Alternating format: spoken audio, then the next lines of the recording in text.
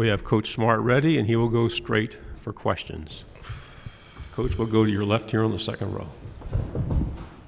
What are your thoughts on Kentucky becoming more competitive in the East? What are thoughts about Kentucky being more competitive? Every game we've had with Kentucky since I've been the head coach at the University of Georgia is extremely competitive and extremely physical. You know, I think the job that Mark Stoops has done at the University of Kentucky is incredible. Every time you get ready to play them, you know defensively they've had one of the best defenses year in and year out. They've put a lot of good defensive players into the NFL draft. And then the offense, they're extremely physical. Tough opponent to play for. I think every time we've gone there and play, it's come down to the fourth quarter, and we've had some really tough weather games at home with them. So it's not about being more competitive. I think they're extremely competitive. Coach, to your left on the front row. Coach Drew DeArmond, WCZN Radio in Huntsville, Alabama. I wanted to ask you about JT Daniels.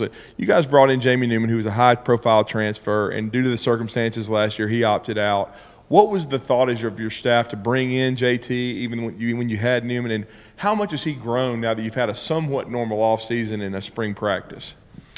Yeah, it was a tough decision because we had Jamie Newman. We felt good about Jamie from the tape we had seen, being around Jamie. Jamie was with us for that brief window of off-season workouts before COVID hit. So we didn't really know because we didn't get to go through spring practice. But when JT went in the portal, we felt like, you know, the way to improve your roster is to make sure that you have all positions covered. We weren't sure what we had at quarterback, and not knowing what we had, even past Jamie being 1 year, we felt like JT could be the guy after Jamie.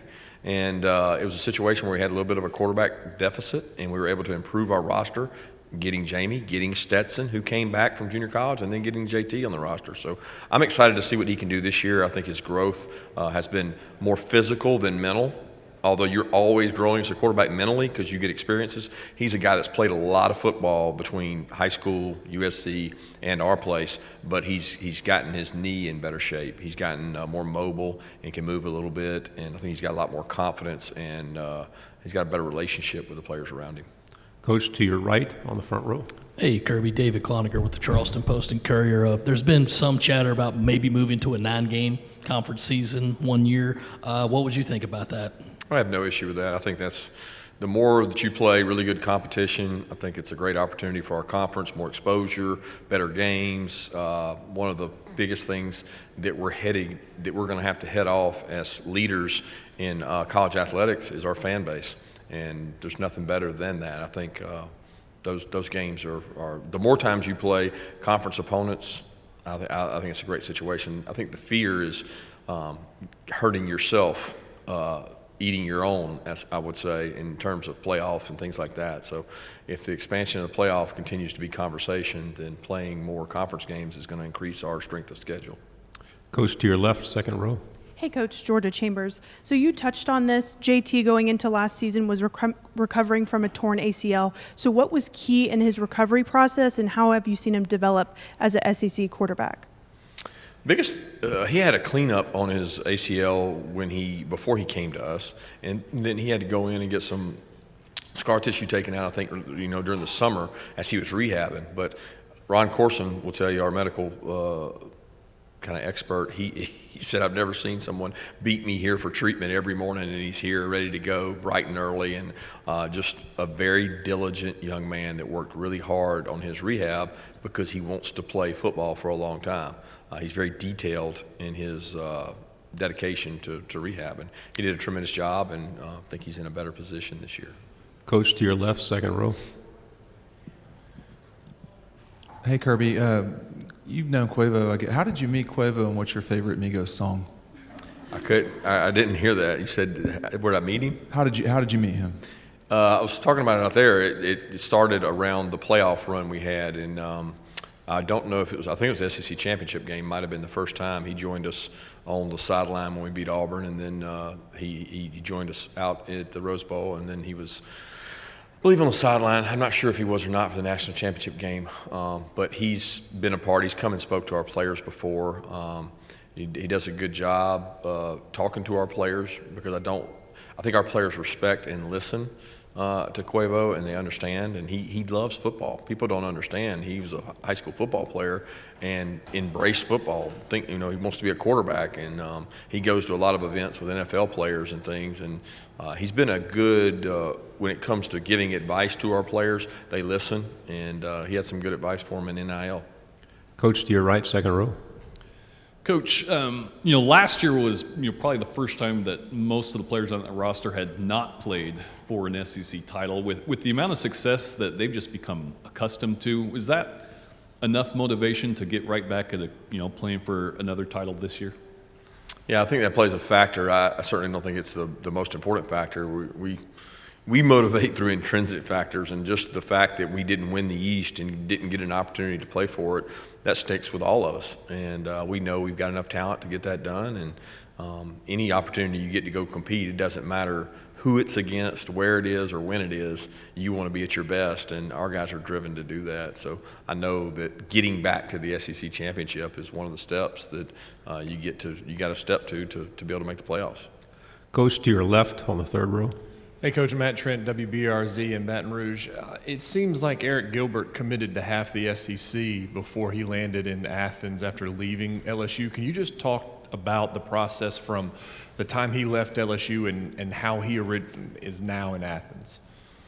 Yeah, there wasn't a lot of communication there. There was a time where he was back home training, working out. He was in the portal, but nobody really knew what he was going to do. There was a thought that he may go back to LSU. Obviously, there was a time where he was committed to Florida, but I never spent a lot of time worrying about it. We worry about the players that we get and not the ones we don't.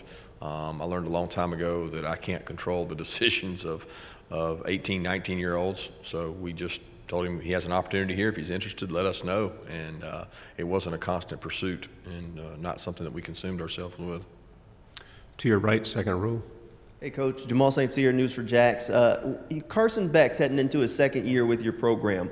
What sort of progression have you seen from him, and do you think he's making progress? Yeah, I do. I'm excited about Carson Beck's future. He's a very bright young man. He's done the right things off the field in terms of classroom and doing what he's supposed to do. He's improved in that area. He's talented. He's really got good composure. He's a guy that can stand in the pocket with confidence and make throws.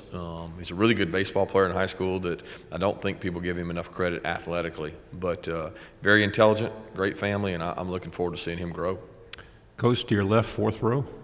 Hey, Coach. Rex Castillo from WRB on Columbus, Georgia. Just a question with Stokes and LeCount leaving for the NFL draft. That's a lot of talent, a lot of veteran leadership to replace in the backfield there for the defense. Who do you expect to step up for you?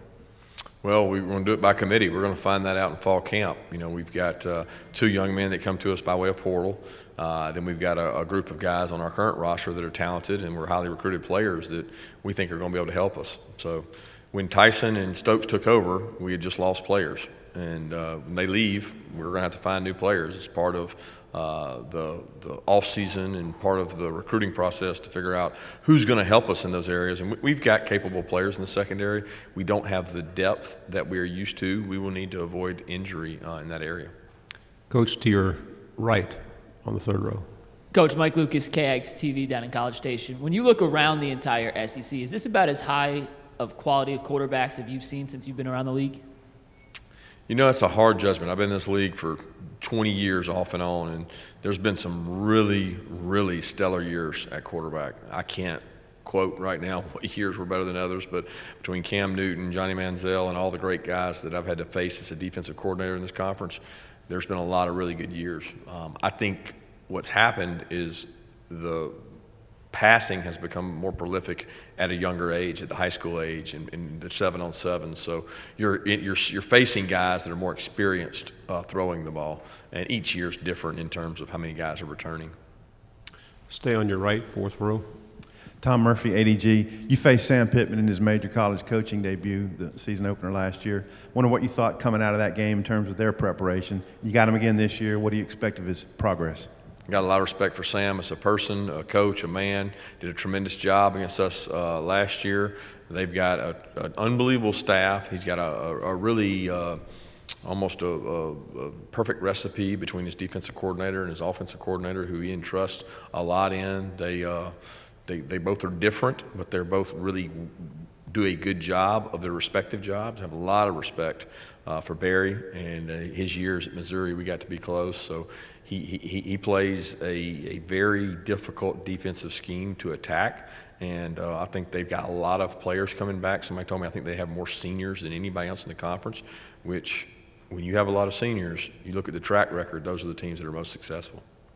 2 final questions. We'll stay on the left third row. Allison Mastrangelo, WSB. There's already a lot of attention on this first game of the season with Clemson, 2 talented teams going up against each other. Do you think that the first game can really set the tone for the season, and how are you telling your guys to kind of block out the noise? Jordan said that he's already deleted social media as to kind of just be focused on this season.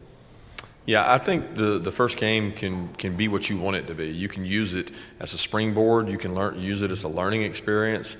You know, the outcome's probably going to dictate how you use that game. But neither team will be in the playoffs or out of the playoffs based on the outcome of the game. It's a lot more important what you do and how you manage the success from that game or the failure from that game. And we try to look at it from what did we do well and what did we do poorly, regardless of the outcome. Like the scoreboard only matters to you guys. For us, it's going to be if we play really well and do good things, how can we improve? If we don't, what area can we improve on? We're very technical about the next step, not emotional that it's over or it's won.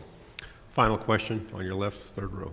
Coach Murray Martin, 11 Alive in Atlanta. You talk about JT, the focus for him has been more on the physical aspect and less on the mental, but what's been the most impressive thing to you about his football IQ as the leader now for your offense? His ability to retain information. I think when you sit in a meeting and someone discusses something, especially with the generation of young men we're dealing with now in terms of being on their phones, needing constant change, and they can't watch a video for more than 30 seconds without moving on to the next thing. JT has unbelievable retention. He can stay in a meeting, he can take notes, he can get us questioned the next day or 3 days later, the situation reappears. He knows the answer from what he learned in the meeting. So when you have someone like that, now you need physical tools, but when you have the mental tools to be able to do that, he's able to draw on those experience and learn in the meeting room, which is a big part of being a quarterback. Thank you, Coach. Appreciate your time. Thank you, guys.